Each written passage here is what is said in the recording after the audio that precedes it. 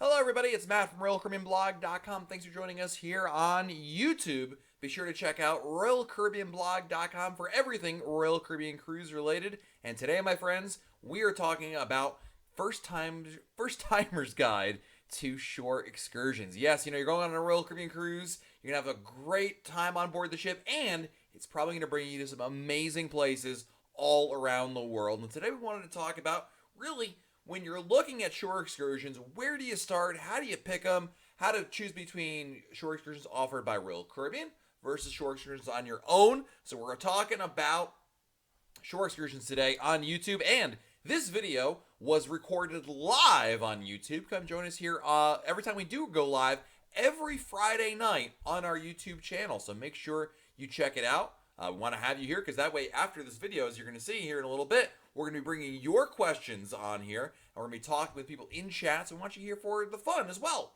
Hope you're all having a great weekend or start your weekend, and let's jump right into shore excursions. So there's a lot of different kind of shore excursions that you can have on a particular cruise. You're going to have you can have active sightseeing tours. You can have you can go snorkeling, you can go scuba diving, you can go hiking. You can really be like totally into it, or you can take it really easy and just simply walk around a city. There's sightseeing tours. Heck, there are even excursions in which you sit down the entire time, right? Maybe sitting on a bus and checking out some of the best sights from the comfort of an air-conditioned motor coach isn't a bad way to see it. So there's definitely a range of active options for you. And really, depending on the port and depending on what you're interested in, you're going to find a lot of different choices in terms of, how relaxing or not relaxing it is. After all, we all have different takes and different preferences on how we like to vacation and what we're interested in doing. Certainly, there's some places where you're going to be sitting at the beach and taking it easy, pina colada in hand, life is good. And other times, you might want to hit the ground running and checking out the historical sites, obviously eating some food in town, meeting the locals, doing some shopping, and really trying to work a lot of it in. So depending on where you're going, it may dictate. There are some ports that are very much, everybody does one particular thing or not, or a majority do anyway, right? If you're going to Rome, right, Italy, well, you're probably doing a lot of sightseeing. You're doing a lot of walking around, checking out the historical sites. But if you're visiting Cozumel or St. Thomas, odds are you'll probably ending up at a beach somewhere. So again, depending on the port, that may dictate it, but you always have the choice. In almost every port, there are different choices for you. Also, excursions aren't necessarily full-day affairs. There's a lot of times you'll have full-day tours versus half-day tours. And that's an important distinction because, of course, that allows you potentially to either do more things or less things in your day. Depending on where you're going and what you're interested in doing, you're going to find a variety of tours that offer different lengths. And I think that a majority of tours, certainly in the Caribbean, tend to be on the shorter side, meaning you'll probably have some time left over to maybe do things on your own. But there's always the exception to it. And certainly when you go to places like Europe or other destinations that have a lot of history or just a lot of travel time involved to get from the cruise terminal area to where you need to go, there can be a full day tour involved in there. So make sure when you're choosing your tours, you're planning accordingly, not only for the time you need, but also making sure you have enough time to get back to the ship. And we'll talk a little more about that as we get to the third-party excursions versus cruise line excursions. But shore excursions come in all lengths. And the thing to understand also is really important is that you can usually customize it or find an option that works for you. In a lot of cases, people want to have an excursion and be able to see something, but they also want a little time on their own, maybe to do some shopping, maybe to enjoy a meal, or just get a better sense of what the port or the city has to offer. So you always have those choices to consider, but not every excursion needs to be a full day affair. It's something really, really important. Now, of course, there are guided tours and there are on your own tours. I mean, some places you can literally be dropped off by the cruise and kind of just explore on your own. Old San Juan, Puerto Rico, great example of this. It's one of the best places to simply walk off the ship, not book an excursion, but simply walk off and explore the city on your own. But there's a lot of other places in which a guided tour is more appropriate. Certainly if you're going to an historical site, or you're going to an area that has a lot of history to it that you may not be so obvious for, or you want more than what maybe a guidebook or a placard can tell you, well, guided tours are really good for you as well. Now, like everything, there's pros and cons, right? If you do a guided tour, you're going to be either you're going to be in a large group, or you're going to be paying a lot for a private tour guide. But the tour guide brings a lot of expertise, history and insight into it that can answer a lot of questions, again, that you may not be able to get simply by looking at the sign in front of you. Now, if you do stuff on your own, you get to dictate the pace of it. You get to go where you want, when you want. You get to stay as long as you want on one particular thing, or skip over something that's not of interest to you. But again, it's up to you to not only figure it all out, plan it all out, and make it all work. So there's give and take with that as well. And then, of course, there's a lot of other interesting, options when you look at your tours, right? You'll have some tours that basically are like highlight tours. Like I often remember, if you ever saw the great movie National Lampoon's Vacation, where they go to the Grand Canyon. Clark Griswold's character kind of looks around. Chevy Chase's character, Clark Griswold, looks around and goes like, "Okay, let's go." You can do things where you just get little highlights of all of them, or you can do more in-depth and even hands-on tours. The bottom line is there's a lot of different things to do. But the biggest question we always get asked, and we're going to talk about right now, is do you book your shore excursion on your own or through the cruise line? A really common question, and boy, this is a question that there isn't a full answer for everybody. In fact, I don't have an answer for myself that I use. Basically, shore excursions come in two basic varieties. Ones that the cruise line sells you, and ones that you can either book on your own or just simply go on your own, right? Like I mentioned, San Juan, that's an on your own thing. But you have third-party excursions versus the cruise line. And I'd love to hear in the chat right now what you guys think. Post in the comments, what do you typically do if you have cruised before? I'd love to know, do you typically go with, I know it's not necessarily like 100% of the time, but do you typically go with the cruise line or not the cruise line? On your own kind of thing.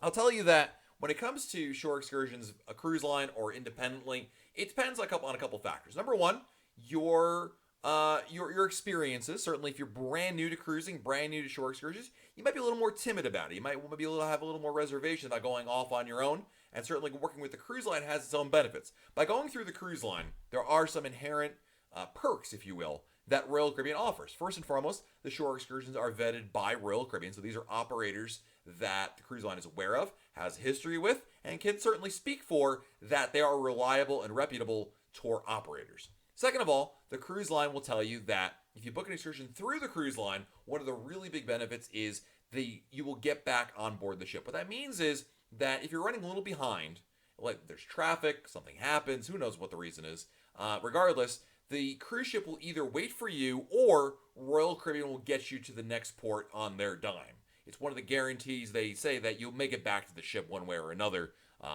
when you book through Royal Caribbean. Versus if you're booking it on your own, you have to manage your own time and get back on time. So, that's obviously part of the thing. Also, booking through Royal Caribbean is extremely easy. You can book through the website. It's very simple to see all the listings there. It's one place. You can book all your trip plans through there. It makes it a very easy way to book them. Now, if you book a shore excursion on your own, well, you have a much larger swath of options for you.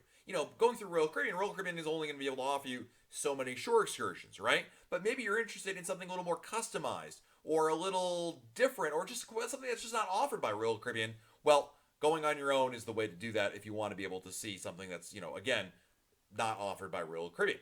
Second of all, in some cases, not always the case, but in some cases you may find better pricing on your own. It's not a hard and fast rule, but when you have more choices, you're going to have different price points and you don't have the middleman of Royal Caribbean in there. Again, I don't want to characterize it necessarily that if you book through Royal Caribbean, you're going to pay more. That's not always the case, but in a lot of cases, booking on your own may offer you some better pricing over there. But of course, as I mentioned earlier, booking on your own requires you to also be able to manage your own time, and you're responsible for vetting the tour operator, figuring out they work, negotiating a rate, and all those kinds of fun things, or not so fun things as they were. So, again, depending on your expertise and what your tolerance is, what you're looking to do, there's that. I mean, booking through Royal Caribbean, you're probably going in a group, right? You're going with other cruisers. I mean, when you do group travel in general, you may be traveling at a slower pace. Now, you can still book group, excursions, when you do it on your own, but perhaps they're smaller groups, or you can also negotiate an option that is, again, for maybe even a private guide. Now, there is one X factor, something I want to talk about because it doesn't get a whole lot of attention, but I think it's a really cool choice, something called private journeys. This is a relatively new offering by Royal Caribbean, where you can go through Royal Caribbean, go through this program called Private Journeys, and tell them, look, we're going to this port, and we want to do X, Y, and Z. Can you customize a tour for us? And Royal Caribbean will actually create a private shore excursion for you, but with all the benefits I mentioned earlier of the backing, if you will, of Royal Caribbean. It's a really cool option for people who want to do a more customized itinerary, want to be able to do a shore excursion on their own, not looking for group travel, not looking to maybe something even offered by Royal Caribbean is not their liking, and they want to be able to still have all the benefits of booking a Royal Caribbean excursion. Private journeys are a really cool option to consider. I've done it twice now through Royal Caribbean, the private journeys, one in Curacao, one in Belize, and I got to tell you, it's a really neat idea, and it works extremely well. Now, I'll point out that it is going to cost you a lot more to do a private tour. This is true no matter who you book a private tour with. You're going to pay more than with a group. But if you're looking for that level of customization that doing something on your own would offer, but you're not comfortable venturing out completely on your own, private journeys might be something you look into. And again, you get a no obligation quote by going through them. And I'll be sure to post a link in the show notes here in the what's it called, the oh my god, the in the comments or in the description here for that. So make sure I get all that for you. All right, so we talked about shore excursions on your own, and of course, one of the big things I tell people all the time is you absolutely want to make sure that you're researching your ports ahead of time. What you absolutely want to avoid is being one of those people who walks off the ship down the gangway onto the pier. You're in whatever port you're visiting, and then you're like this. Like, you don't want to be that person trying to figure out what to do. Okay, now what?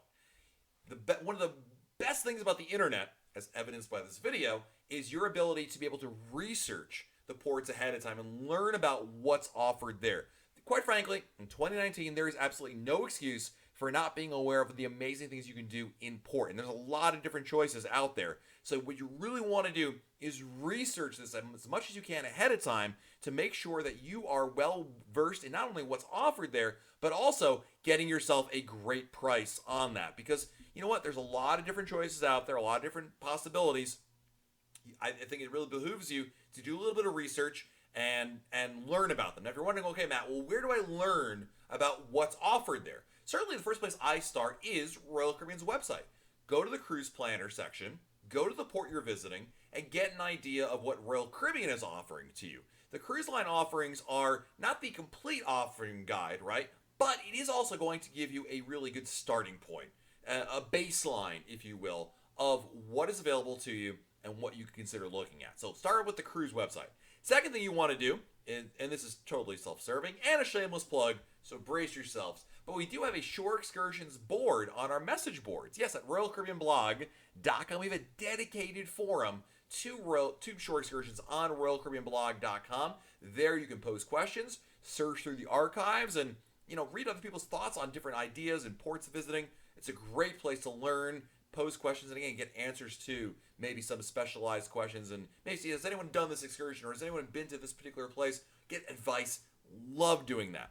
Now, I'd be remiss if I didn't mention there's a lot of wonderful resources elsewhere on the internet. One of my favorite things to do is go to Google, go to your favorite search engine, and type in the port you're visiting plus things to do. So type in Cozumel things to do, St. Thomas things to do, Rome things to do, and you'll get, inevitably, a lot of great lists and websites and pages all about the most popular options to visit there. It's really, really a great resource for you to be able to, again, get an idea of what's available, what's out there. Because step one in picking a shore excursion is figuring out what you want to do. Once you know that, then step two is figuring out, okay, who are you going to book it with? What are you going to book? And what's your tour going to look like? And of course, there is also tourism bureaus. And inevitably, almost any port you're visiting on a cruise ship probably has a large tourism component to it, right? And a lot of the tourism bureaus for your destination, in the form of websites, may offer some additional information about what's popular and some other interesting choices there, especially they maybe work with some locals that maybe don't have a terrific web presence on their own, but again, you can find people over there. So definitely an important aspect. Now, we talked about researching ahead of time, but another really important aspect of booking or researching your shore excursions is, when do you book? Do you book it in advance, or do you book it on board the ship? This is a really good question. A number of years ago, this answer would have largely been, a lot of people would have told me, Matt, it really depends. If I have onboard credit, I want to spend it on board the ship. Well, the good news is these days, any onboard credit you get from Royal Caribbean can actually be applied before the cruise via the Cruise Planner website. And my advice is, if there is a shore excursion you want to go on, And if that shore excursion were to sell out, and you would be upset or disappointed, then my recommendation is to book your shore excursion as soon as you can. The reason for doing so is just simply to lock in your spot. Most shore excursions don't usually sell out that much. I mean, there are exceptions. Certainly in high demand areas like Alaska or the Mediterranean, you may find some popular excursions go quite quickly.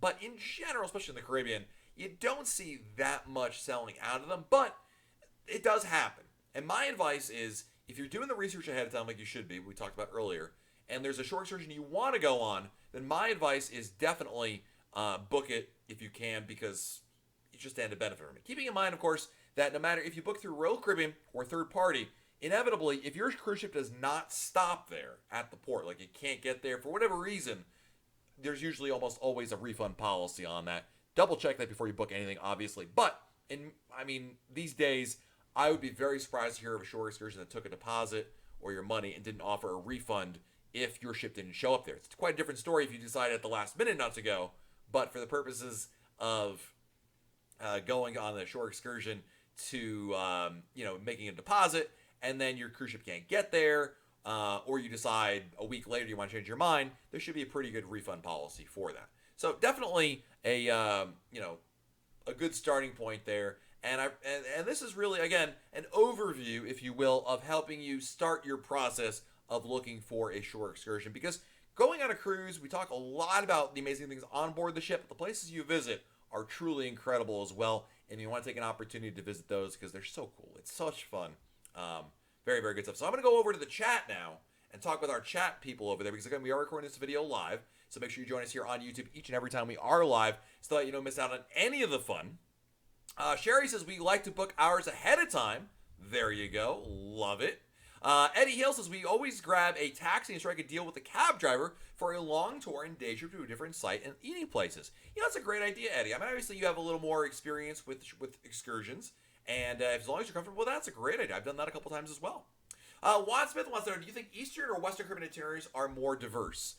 In general, if I had to pick one, I'd say Eastern is a little more diverse. There's just more places cruise ships can go there, but it's not that much more. It's not to say that it's like, double the diversity of options in the Eastern than Western, but, they all offer something a little different, Hello, Juan from Puerto Rico. Welcome. Glad to have you here. Shelly says, less stress booking ahead of time. Absolutely. Again, you're sitting at home. You're not on a cruise. I'm sorry to be the one to remind you of that. But the advantage you have is time is on your side right now. Take that time to research it. Find something really good. I think the biggest mistake people do is they don't research it, and then they have this like, oh, I wish I'd known we could have done X, Y, or Z. It happens all the time. Blue Ocean Life says, I always look on TripAdvisor, save a ton of cash. That's a great idea. Dan, have you ever been to Nassau? Any recommendations for excursions there? I have, Dan. If you're looking for a nice beach day, I recommend the British Colonial Hilton. Great spot. You can buy a day pass there to hang. They have a beach pool. Comes with a drink and food stipend. Really, really good choice over there. Sherry says, I like the book with the cruise line for the peace of mind of not being left behind. And you know what, Sherry, you're not wrong on that. There is something to be said about that. I think that that's a really good thing. Mrs. BBT says 100% recommend the Nassau food tasting with Captain Ron. Check them on TripAdvisor. I have heard about that one, Mrs. BBT, and yes, I've heard wonderful things. Juan says, never cruised before. Thanks for the tips. I would like to try Symphony of the Seas. Dude, Symphony of the Seas is an amazing ship. You will love it. Let's see here. Ron Ladowski says, if you go to Cozumel, check out Nachi Kokom. It's a really good choice as well for Cozumel. Let's see here. I'm just catching up. By the way, these are great comments. Thanks for joining us here on YouTube. Sarah, our cruise has been now classified as a culture enriched cruise. What does that mean? Honestly, I don't know, Sarah. I've never heard of that one before. I suspect it means that there's more options for you on the ship to learn about the places or things you're seeing or visiting, but I'm not entirely sure. I think it'll be on there once you get on board. Laura O'Donnell's here. Welcome, Laura. Glad to have you on YouTube. Welcome. Chris Eppolito is here. Hello, Jay Peruca. Welcome. Let's see here. Nick Scallon says, in Progreso, Mexico, took the Carnival excursion to a beach club about 30-minute bus right away. Only complaint was we didn't stay as long as I had imagined. We had to get back to the ship. Yeah, that happens a lot of times. Great example is in people go to Cozumel. They oftentimes they really want to go to, including myself, a place called Chichen Itza, which is like the Mayan ruin of Central America. Like Chichen Itza is to the Mayan ruins as the pyramids at Giza are to Egypt. It's just the place to see. But the problem is it's so far away that the transportation time involved to get there on a shore excursion means you only have maybe an hour there of an otherwise like 8-hour shore excursion. You're just spending so much time getting back and forth. So, Carla Miller says, we usually book our shore excursions on our own. We've been to the port before. I think that's fair to say. I probably do that a lot as well. Robert, how much do they charge, and is there always one at the bay when you're ready to leave? I'm not sure what you mean by that, Robert. What your question is. Who's they, I guess. But if you repose your question, perhaps I can answer that for you.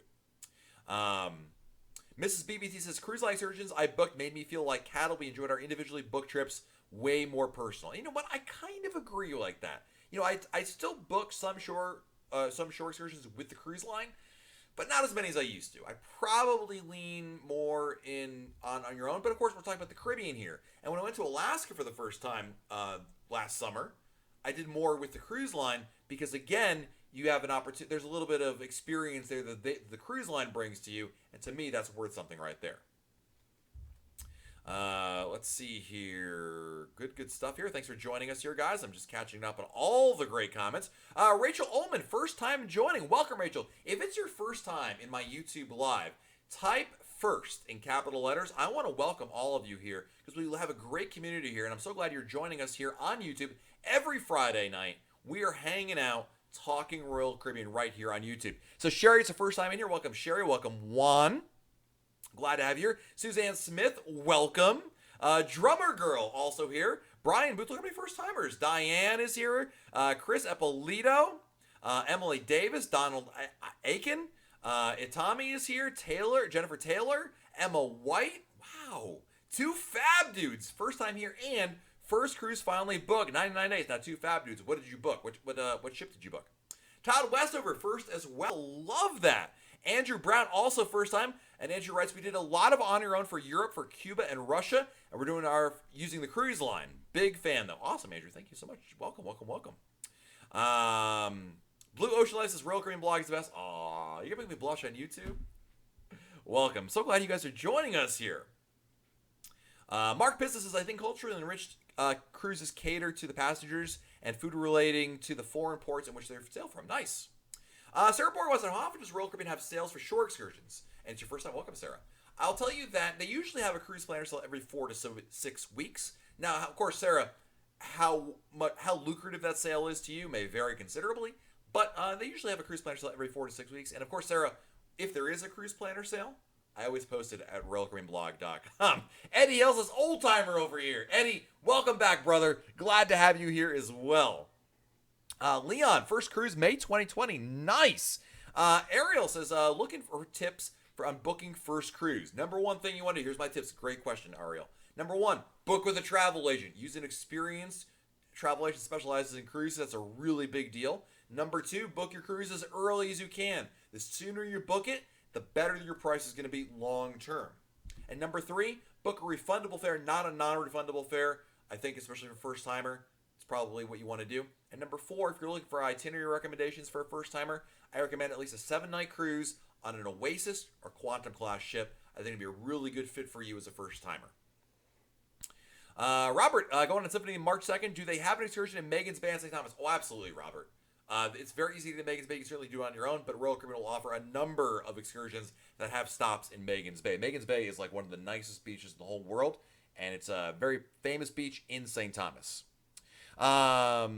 Somebody whose name I don't even know how to pronounce, because there's all sorts of letters and numbers, planning a 4-night cruise on Navigator season in December. I'm 14. I've been on 8 cruises, and yes, I'm 14 and plan my cruise with my parents. Dude, I love that. That is awesome. Welcome to have you. And you know what? It's never too early to plan the cruise. How great is that, right? You know, I tell my kids are younger than you. I have a 8-year-old and a 4-year-old. But you know what? They love it. But to have you involved in it, I love that. Your parents are super lucky to have someone like you who's already part of the process, you know?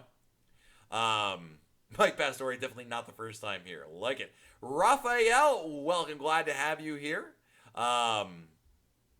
Let's see here. DJ, second time here. 7 days on Anthem of the Seas. DJ, glad to have you here. Sherry, first time in Royal Caribbean, 29 days. Nice. Jerry Holiday, thank you for the super chat. 106 Hazel Symphony of the Seas. Jerry, that's very kind of you to offer me the super chat. Thank you, thank you, thank you. Mike Go, what's the quietest time to travel to the Caribbean that's also has the nicest weather? This time of year. January, the month of January, first 2 weeks of February. By far, you'll find some of the nicest weather and very, very low crowds all over. It's the you don't get a lot of people who want to take vacation because, of course, they just took vacation like a couple weeks ago for Christmas and New Year's. Let's see here. These are great questions, by the way. I love this. Sarah, do you know any good travel agents in Melbourne, Australia? I don't, Sarah, but I'll also tell you that where your travel agent is irrelevant. What I mean by that is in this day and age, you don't need a travel agent that's like in your hometown because travel agents can work with you really well. We have a sponsor travel agency, MEI Travel, Sarah. If you go to RoyalCaribbeanBlog.com, you'll find them over there, and they can book with you even though you live in Australia. They can book your travel for you. Let's see here. Wadsmith, can you take public transportation to the port of Miami? Yes. In fact, one, I would say what's be better than train or bus may be actually to take Lyft or Uber. Those ride-sharing services are very inexpensive, much more convenient than a train or a bus, and it's not that much more, quite frankly. So I think you'll find that very, very good. Blue Ocean Life, will I ever do Celebrity? They're a sister company to Royal Caribbean. I don't have any plans to. I'd like to at some point, but I don't have any plans to do it right now. Bearded Disney Geek is watching from Oasis of the Seas right now. Wow. I wish I was on Oasis of the Seas. Welcome, Bearded Disney Geek. Elena says, looking spiffy. Look, it's YouTube, right? You gotta dress to impress, right? Something like that. I don't know. Robert, what's the best excursion in St. Kitts? I recommend actually in St. Kitts, a really great excursion that I did was the St. Kitts train tour. It's different, and I liked it a lot. I'm going to show you. We have a review of it at RoyalCaribbeanBlog.com. If you go to there and search for St. Kitts train tour, basically it is a working train, a real train, not like a little dinky train like at the mall. A real train that takes you on the countryside of St. Kitts. Very different, and we have a full review of it again at RoyalCaribbeanBlog.com. Let's see here. Nick, what's the Caribbean weather like in December? Warm. When you get to we're talking about the Caribbean, which is the tropics. The tropics don't have the weather swings temperature-wise you see up north, or I guess down south for some. It's usually pretty warm. You don't get that much of a temperature shift throughout the year. Juan, what's the best port to go on a cruise to Alaska, Seattle, or Vancouver? It really depends on the itinerary you take, because the nice thing about Seattle is you'll do a round trip, whereas cruises that go to Vancouver usually have to do a one-way. What that means is the cruise will start in Vancouver and then end in somewhere in Alaska. So you either have to fly from Alaska back, or you have to do a back-to-back cruise, 14 nights, so which isn't a bad thing, but it requires more time, obviously. Clint Weeks, going on Harmony in 2 more weeks, getting nervous and excited, curious to snorkeling areas in Cozumel. I'm not much of a snorkeler, Clint, but Cozumel is like one of the best places ever to dive.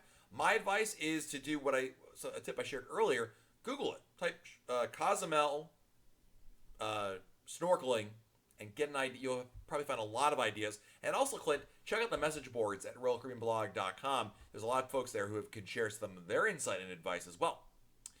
Sally, how long before a cruise can you book excursions or drink packages? You know what? That's a really good question. There is no set answer. It just depends. I mean, certainly you can book shore excursions on your own at a greater length before the cruise. But when shore excursions or drink packages or anything shows up in the cruise planner to book on Royal Caribbean's website, it varies considerably. I've seen it show up like a year ahead of time and sometimes much later. You just have to keep checking back. I know it's not really the answer you're looking for, but, there you go. Let's see here. Jason Lickert, who do I have to barter with to have the Caribbean brought up to Seattle? Oh, man, if I knew the answer to that one, Jason, I'd also be giving out winning lotto numbers, but I love that dude. That's funny.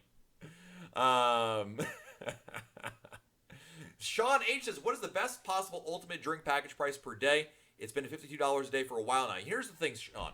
Number one, the price you see online will be cheaper than the price for the drink package on board the ship. So no matter what, you're still ahead of the game. Number two, I mean, would it help you to tell you that it was a different price on somewhere else on some other sailing? Because it may not affect your sailing. The price of the drink package really has to deal with what ship you're on, how long of an itinerary you're on, and of course, how many other people have bought the drink package so far.